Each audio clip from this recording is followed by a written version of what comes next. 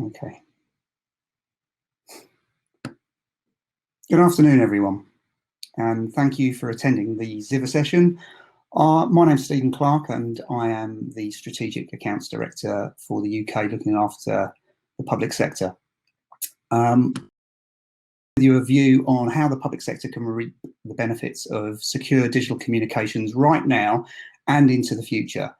At the end, I believe there won't be time for Q&A, but please feel free to contact us on the booth. So to start off with, probably everybody listening recognises that COVID has accelerated digital communications to an extreme level, and we've certainly heard that in a number of other presentations today. However, we do often see that in many aspects, security has been left behind, almost like an afterthought. So let's review what that actually means. Probably all of you recognise that last year organisations rushed forward with digital first adoption and transformation, including communications, in a way that was previously unimaginable in such a short timescale, as is highlighted by the numbers shown. So in Q2 2020, over 300 million people per day were using Zoom to organise meetings, and we've all heard about Zoom fatigue. But also Microsoft Teams saw a growth of almost 900%. And our company, a security telecommunications company, saw growth of over 60% in the use of Zivver Secure Email. However, that rush resulted in many organisations having to work with a wide variety of communications inside their organisation, even differing by departments. So a lot of unhelpful diversity between channels, between users, whether it be email, snail mail, file transfer, customer chats with different stakeholders using normal email, file collaboration systems like Dropbox, document signing, and some of them even implementing some of the work on paper still.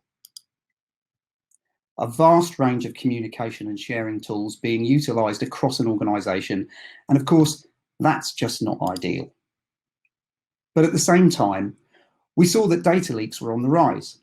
These numbers are the number of data leaks reported in the UK last year, and recently DLA Piper released a report on the data leaks across Europe, and the UK is the third highest country for data leaks cited in that report since the inception of GDPR. However, looking at those data leaks, there are interesting observations to be made. The biggest cause of data leaks is somebody misaddressing an email or a snail mail. The second one being the loss of a USB stick or other portable device. And the third, that the wrong data was sent to the wrong recipients. Then there's unauthorized access because of the use of weak passwords and failing to use BCC appropriately. And only, quote, a total of 20% of the data leaks are caused by malicious actors, which is in fact erroneously been the primary focus for most organizations, when increasingly it's become clear that employees making mistakes is actually the biggest threat for organizations, including the public sector. So on the one hand, we have an accelerated use of digital communication, and on the other, an increased risk of data leaks, particularly from your own employees. That is the reason why a lot of prominent parties, and in this case Gartner, are working with organisational leaders to make sure that their existing solutions are and remain appropriate for the changing landscape of rapid digitalisation. Because digital security has typically been either left behind in being brought up to date, or worst of all, not considered important enough to be a priority at all. I'm sure that most of your organisations took steps, put some appropriate measures in place. Looking at your left side of the screen, you can see a couple of the measures that you typically see from public sector organisations in the UK. Most of you probably have or are trying to implement Office 365, including what is called Advanced Threat Protection, a part of an E5 licence, the most expensive licence, with the goal to limit risks and, of course, to be more scalable. However, we see that most organisations find themselves not having addressed all the things that they would have wanted to address, having taken this route. For example, with Microsoft, it is very difficult to actually prevent those human errors because misaddressed emails is a function that Microsoft doesn't really have. because it doesn't create a relationship between the content of the message and the recipient. And this is the only way to really prevent those misaddressed emails. You also see that the interception of data is not optimal. Microsoft still uses TLS. However, and without going into too much detail, DANE is recognized as the best practice protocol and has been for a couple of years, though it has still not been widely implemented. TLS alone is just not secure enough. Then we see vendors such as Microsoft and others still have access to your encryption keys. That is why they are a risk through a data leak, such as the one that happened a couple of months ago, because you don't want or need your vendors to have access to your data, and certainly not to the keys that secure its encryption. The next issue that comes with that is that not only does the vendor have access to your data, but potentially foreign governments that have different data protection laws than GDPR or the new legislation that may be passed in the UK. The Information Privacy Shields shows this is a serious risk. Working with certain American vendors particularly can now be a serious risk that organisations are increasingly recognising in both the UK and across the EU. Then there's the missing functionality to authenticate recipients. For example, if you set up a bank transaction, you have to prove that you are really you by way of a token and SMS code. And even with WhatsApp now, you have to prove that you really are who you say you are. However, if you send very sensitive information via email, there's just no way to make sure that only the intended recipient can access your data and that it's authenticated. And it's increasingly becoming a problem for organisations dealing with very sensitive information.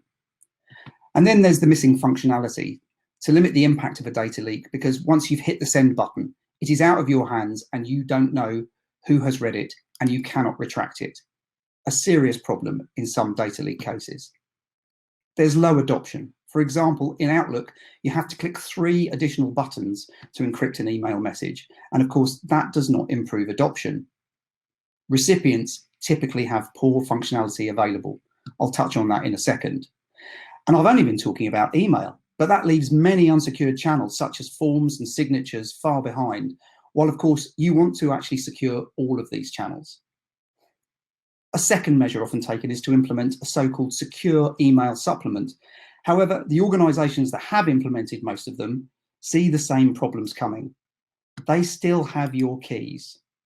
They still lack authentication, but primarily, most of these solutions interfere with the workflow of your employees by showing pop-ups after hitting the send button. And of course, this is not ideal. It results in alert fatigue and low adoption. Typically, recipients have to create an account, which often results in weak passwords. And again, low adoption, because for communication, you want to lower the barriers, not increase them. And then you see a lot of organisations say, oh, but we've got a portal that will solve our problems. However, everybody that looks at the detail comes to the conclusion that they still have the same problems that they had before they put the portal in place. And in addition to that, the adoption was low because it requires the change of behaviour of your employees once again. Also, it's missing the functionality to improve the employee awareness, which is the only way to effectively prevent human error. So a lot has been tried, but hopefully everybody recognises that there are so many open challenges remaining that hamper your security and probably leave an open door. But of course, those organisations are still at risk. They lose productivity because typically work becomes more difficult with different channels, additional reporting methods, and still being ineffective because of the additional steps they have to take to do the same work compared to the previous way of working. Also, your budget may have exploded because E5 licenses are expensive and portals are expensive to build. But finally, and maybe most importantly, your citizens are frustrated because they feel that they are not being optimally served because of the difficulties they face using the systems and the lack of features and design to support them. And of course, that is something that no organisation wants, but they often see themselves ending up in this position. Most organisations are not yet enablers and instead fall into other categories, depending on their circumstances. And these include blockers, the do as I say approach, typically self-made or proprietary customized portals that organizations expect their users to use for all communication, the kind of organization who don't use email anymore. These typically fail because they might be secure but have poor usability and are not flexible enough to adopt new use cases, while at the same time being expensive to maintain and update. Then there's laggards, the layered tech approach, typically technology-driven solutions to mitigate specific risks like e-discovery, DLP, transport security, storage security, archiving, authentication, etc. These typically fail because this stacking results in a poor user experience while not delivering comprehensive end-to-end security, being expensive to acquire and to maintain. Then we have gamblers, the bring your own application approach, allowing many different SaaS applications for specific use cases or even departments, e.g. for customer communication, questionnaires, signatures, file transfer, collaboration, etc. These typically fail because these tools are not secure enough. They are expensive and increasingly complex to manage, support, and to integrate. And finally, the best way forward is to become an enabler. Enablers, the step into the future approach, are organizations that have dipped their toe into this segment, but particularly these tools require employees to change their way of working as well as those that you communicate with. Whilst they are usable, the time taken to perform a task increases, which will result in slow and low adoption. And there's also persistence of shadow IT because the new tools don't extend to all the required use cases. The problem with all of these is that the method of revolutionizing technology is very different compared to altering human behavior. If it's too big of a change, people won't embrace it. And this in turn puts your organization and your data at risk. The bottom line is that most enablers haven't gone far enough in truly blending usability with security. You need both of them together to go hand in hand. What we find is that it all comes down to this, that organizations struggle to strike a balance between security and usability. And this is something that we've been developing. Now, in this part of the presentation, I'll share some use cases of organizations that are enablers. And in this case, they're from the Netherlands, where Zivver is actually headquartered. To start off with, the Dutch DWP. They had to manage a lot of extra work in a short space of time due to supporting the government in executing the implementation of COVID measures, provide funding to companies, and to work with fired employees. So a lot of communication required. Ideally, this should have been done in a digital way because of the expected volume and because of them having to work from home. So the Dutch DWP saw themselves with increased volume, but given the requirements for the sensitivity of the data, they needed to assure it was secure. It was about companies in need. It was about people being fired. They had portals which they had developed themselves. However, when they looked at the portals, they saw that those portals only covered 5% of all the use cases for which they needed the communication solution. And they found that Microsoft, which they used, did not provide all the relevant security and primary functionalities that they required to authenticate people, to encrypt the data, and to help prevent human error. So they were looking for a solution that would comply to laws and regulations that would support most of their use cases, that would allow them to communicate with every stakeholder and integrate with their existing infrastructure, which was mostly Microsoft driven. They didn't want recipients to have to create an account because, again, that would lower adoption and even increase security challenges. And finally, they needed it to be easy to use for non-technical users, knowing that many of the employees and the people they communicate with are not necessarily technically minded. So after doing a market tender, they chose the Zivver platform as their communication transformation partner, delivering an excellent result with over 23,000 employees of the Dutch DWP being onboarded to secure digital communication within 6 months. 1,000 employees per week are onboarded via webinars, a completely digital delivery. In the second half of last year, over 250,000 secure messages were sent, and currently there is a rising volume of over 20,000 messages per week. So a very successful case of adoption and later we'll reflect upon the lessons that were learned from that. Another type of public sector organisation is Buurtzorg, a care company that has gone international and is very famous and respected, including by our own NHS, for being an example of how the future of community services and personal care should be organised. Buurtzorg is a very decentralised organisation dealing with many local teams, meaning dealing with many hospitals, with many different systems, with many different search methods, resulting in a frustration amongst employees having to work with so many typically non-user-friendly systems. So they were in need of a uniform way of communicating that would minimise the risk of data leaks, that would comply to laws and legislations, and that would increase the security awareness of their employees, who were typically not fully aware of what they should do in a specific circumstance.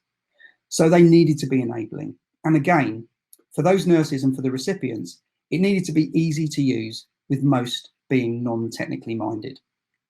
Buurtzorg is using Gmail, so we help them within the Gmail environment to enrich that. And currently over 13,000 employees of Buurtzorg are onboarded with live Gmail integration. Since October, they have already been communicating with over 2,000 different stakeholders in a uniform way. And also, with the additional tooling that we put in place, we are currently preventing around 4 data leaks per week by helping them to warn about wrong recipients, to allow them to prevent misaddressed emails, and to allow them to retract messages. So another example of onboarding to full digital communication in just a couple of months without big investments. This one I'm going to touch on briefly, only the highlights, but it is the entire judicial system. They facilitate all the lawyers and the clerks in communicating with the courts. They relied heavily on fax and couriers prior to COVID, but suddenly had to work from home, where there were no faxes and no couriers were being sent. And they had no generic way to communicate in a digital way, because although there had been a national project in 2018, costing some 300 million euros, it was abandoned because it was not user-friendly and had low adoption. And so they had to come up with a solution that was up and running in 4 weeks, comply with those regulations and, of course, the similar requirements as the previous organisations I've mentioned. Additionally, they wanted to verify the identity of bailiffs and lawyers in this process. I won't go into the details about the results because they are very similar, but what is interesting in this case is that by the end of this year, 2021, they aim to fully replace what was the standard of fax and couriers with Zivver secure digital communications, enabling them to save over 2 million euros annually versus working with paper and fax machines. Moving from an analog working practice to a secure digital practice in a very efficient, effective and enabling way, and currently working with over 12,000 lawyers and climbing. Finally, the Dutch council called Groningen. This case will exemplify a lot of councils as well as hospitals, as Groningen had to provide services to over 230,000 citizens, including social care. As you know, physical limitations were and still are in place for hospitals and for councils, so they were in need of a way to interact digitally under budgetary constraints, comply to standards, and not only include email, but also video, large file transfer, including images that needed to be shared with citizens and with patients that are non-tech savvy. Additionally, they want those people to be able to initiate a secure conversation with ease. So we're very proud that currently over 40% of all councils and hospitals in the Netherlands have adopted a Zivver communication platform, which not only delivers on all of their requirements, but is also showing a return on investment of between 4 and 20 times per year. And currently, over 80 million messages per year are sent to over 10% of the citizens. And that is growing at 10 to 15% month by month. In looking at those 4 cases, what could we learn from them?